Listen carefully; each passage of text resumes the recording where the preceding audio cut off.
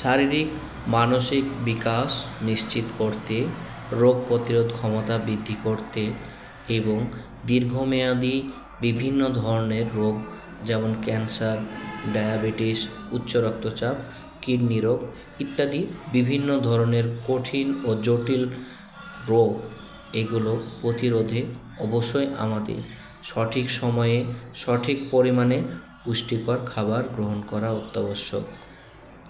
রোগ হওয়ার আগে আমাদের সতর্ক থাকা একান্ত প্রয়োজন। স্বাস্থ্যবিধি মেনে এবং সঠিক পরিমাণে সঠিক পুষ্টি এবং নিরাপদ খাবার গ্রহণ করলে এই ধরনের জটিল ও কঠিন রোগ প্রতিরোধ করতে অনেকটাই সম্ভব।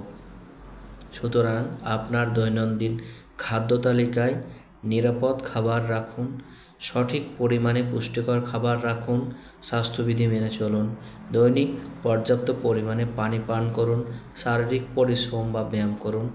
ভালো থাকুন, সুস্থ থাকুন। আসসালামু আলাইকুম।